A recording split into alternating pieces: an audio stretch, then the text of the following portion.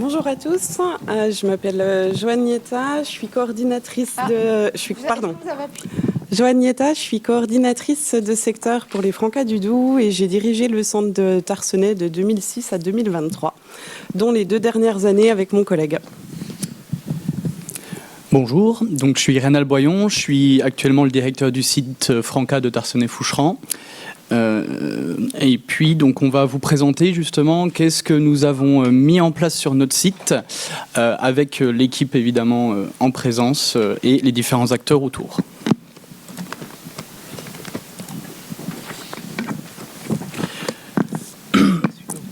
Donc, on est donc autour de cette thématique de comment rendre acteurs toutes les personnes qui finalement gravitent autour d'un périscolaire pour les rendre tous acteurs de cette réduction du gaspillage alimentaire.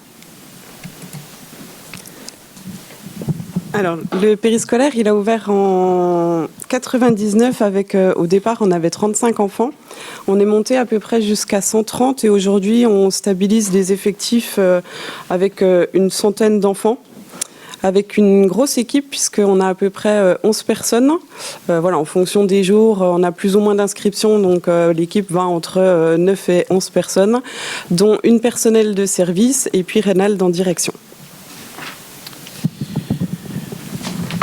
Sur notre structure, on a réalisé un passage en service en mode self à partir de novembre 2021.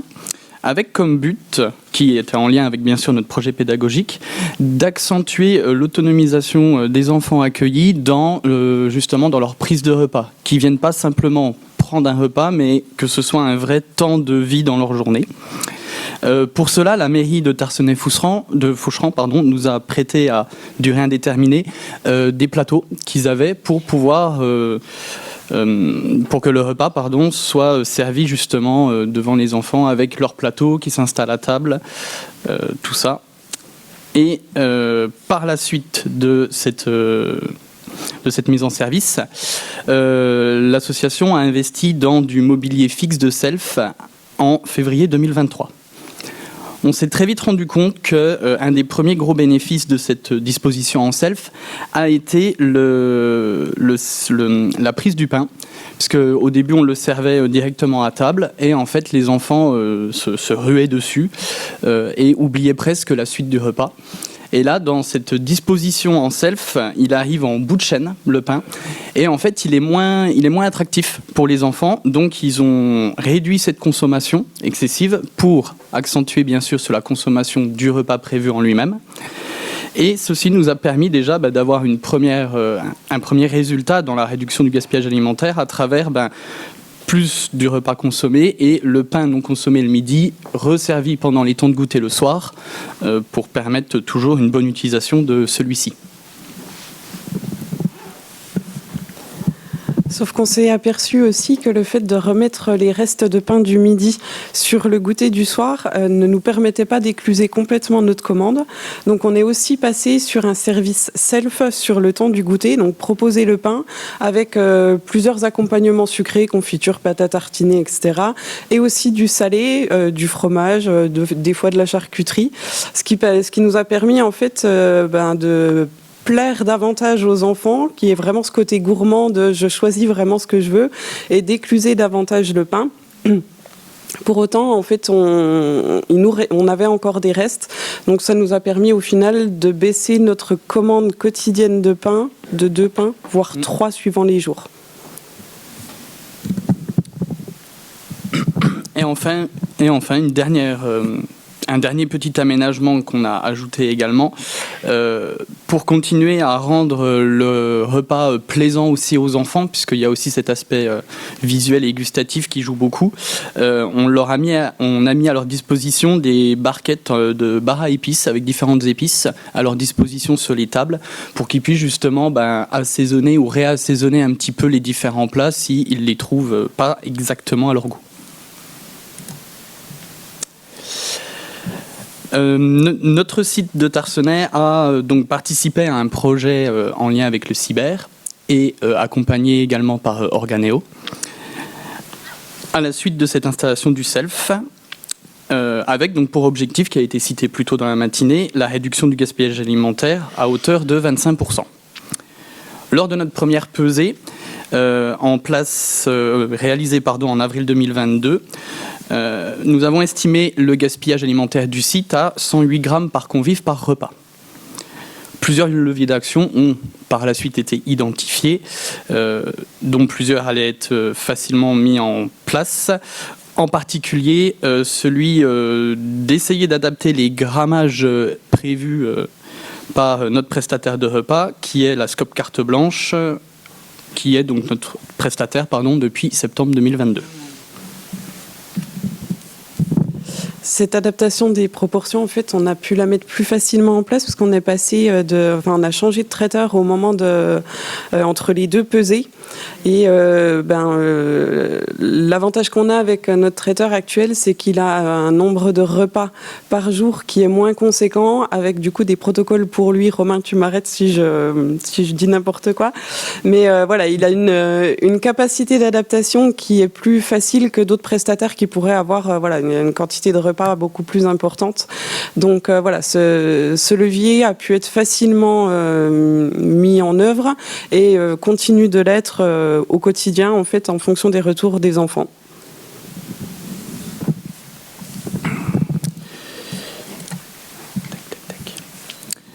Donc, afin de mobiliser l'ensemble des acteurs, on a besoin d'un objectif, donc cet objectif de réduction du gaspillage alimentaire. Ce que nous, on a constaté dans cette volonté de mobiliser, il faut commencer par mobiliser le directeur de la structure en question, qui est forcément le premier acteur et qui doit, par conséquent, être une personne qui est sensible à cet enjeu et qui est le premier adhérent à cette cause de, finalement, protection environnementale également. J'ai perdu ma ligne. Donc, il est... Oui, si, vas-y. En fait, le directeur, il n'est pas forcément porteur du projet, mais il faut effectivement qu'il soit sensible à cette cause et qu'il ait l'envie de porter le projet avec son équipe. Le directeur, c'est vraiment la personne centrale sur un accueil de loisirs, puisque c'est lui qui va avoir le lien avec tous les prestataires, aussi bien les élus, l'école, le traiteur, les familles. Donc vraiment, c'est lui qui va pouvoir fédérer tout le monde autour du projet. C'est, en tout cas dans notre structure, lui aussi qui a la carte bleue, et quand il faut faire des investissements, etc., c'est par lui que ça va passer. Donc voilà, il faut vraiment que le directeur puisse être sensible à ça et qu'il puisse ou porter le projet, ou en tout cas permettre à son équipe de porter le projet. Et cette transmission de projet à l'équipe va permettre justement de rendre sensible donc tous les adultes qui sont présents en direct avec les enfants. Et par cette cascade finalement de sensibilisation, toute une équipe qui est sensible à ça va pouvoir aussi transmettre toutes ces bonnes pratiques, toutes ces bonnes intentions finalement au public accueilli, que ce soit des enfants, mais que ce soit aussi, pourquoi pas, les professeurs de l'école qui viendraient également prendre leur repas vers nous. Ça peut être aussi, dans des cadres de projets intergénérationnels, si des personnes extérieures viennent et partager les repas du midi avec les enfants, eux aussi vont pouvoir être sensibilisés à toutes ces bonnes pratiques. Et c'est par cet effet de cascade, justement, qu'on va réussir à mobiliser toutes les personnes qui sont présentes et qui, par la suite, du coup, on l'espère, vont pouvoir transmettre toutes ces bonnes choses, tous ces bons gestes à leur entourage, à leur environnement extérieur. Et puis ce projet de réduction des déchets, en fait, c'est un projet qu'on peut facilement partager. C'est-à-dire que chaque animateur, on va pouvoir leur donner des missions en fonction de leurs compétences, de leurs appétences, de leur envie de s'investir dans le projet. C'est vraiment un projet qui peut être partagé par toute l'équipe. Il y en a un qui va être plutôt sur l'axe des goûters, d'essayer d'acheter des goûters le plus localement possible, avec le moins de suremballage, etc. Ça, c'est des choses on s'est imposé en tout cas sur Tarsenais. Et chaque animateur peut avoir une ou plusieurs missions qu'il va pouvoir porter facilement à son niveau, en tout cas d'animateur, sans avoir forcément le contact avec tous les partenaires.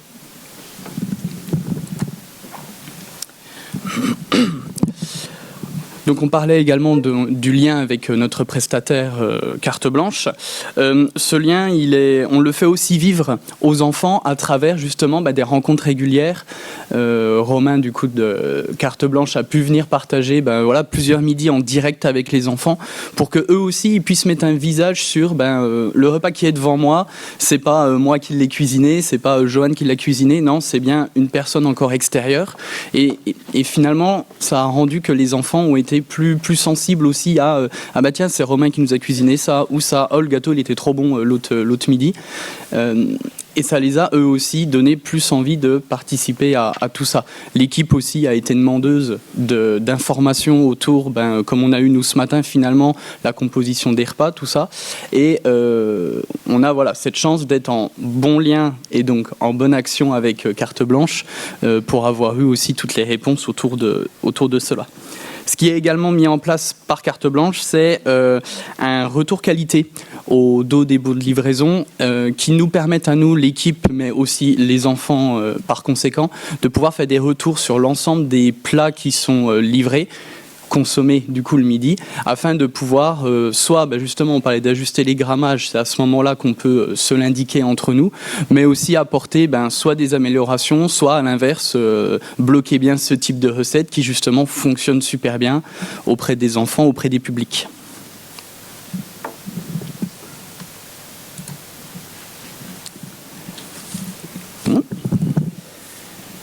Une fois qu'on a posé notre projet, qu'on a réparti un petit peu les missions, le but, c'est vraiment de monter un projet par et pour les enfants. Ça veut dire créer des petites animations régulières avec les enfants, dont là, des petites séances d'ambassadeurs anti-gaspi que Reynald avait mis en place sur Tarsenais et qui se reconduisent d'année en année. Donc les ambassadeurs anti-gaspi forment les futurs nouveaux ambassadeurs anti-gaspi. Et là, je te laisse expliquer le rôle d'un ambassadeur. Le rôle d'un ambassadeur, c'est finalement donc un groupe d'enfants sur leur propre volonté de participer, à qui on va faire vivre justement des petites animations qui ont pour but de sensibiliser finalement tout ce qui est autour du gaspillage alimentaire. C'est pas que j'ai mon plateau devant moi, j'ai fini de manger et puis ce que je mange pas, je vais à la poubelle. Il y a aussi tout un monde qui existe avant et tout un monde qui existe après à travers le traitement et la valorisation quand c'est possible des déchets de restauration. Et donc, toutes ces petites animations, à chaque fois, elles conduisent en particulier à la réalisation d'affiches par le groupe pour justement matérialiser par des images et un petit peu de texte les bonnes actions, les bons gestes à avoir, les bonnes phrases aussi à avoir. Quand je viens au self, c'est pas juste j'attrape l'assiette qu'on me tend, c'est j'indique à l'animateur est-ce que je veux une quantité conséquente parce que j'ai une grande faim, ou est-ce qu'à l'inverse, le plat m'attire pas trop, je veux d'abord goûter, je reviendrai au rab après. Donc aussi de mettre en avant tous ces bons gestes de communication avec les autres adultes, ces bons gestes de je suis attentif aussi quand je me sers. Voilà, si quelque chose finalement ne me fait pas envie, je vais peut-être pas le prendre plutôt que de le mettre sur mon plateau et de devoir le mettre à la poubelle par la suite. Voilà, les ambassadeurs anti-gaspi, c'est ça, c'est des enfants qui vont être plus sensibilisés que les autres et qui, eux, après, vont pouvoir rediffuser ces informations au reste de leur classe, à leurs autres copains-copines si c'est pas la même classe, et pour que tout le monde puisse avancer justement dans cette bonne direction. Le projet va aussi en informer toutes les familles, les enseignants, les élus, puisque le but, c'est vraiment que les enfants puissent avoir intégré des gestes, que ça devienne des habitudes, mais qu'ils puissent aussi les retranscrire dans tout leur lieu de vie. Donc, effectivement, à la restauration scolaire, mais aussi à l'école, et puis au final, à la maison.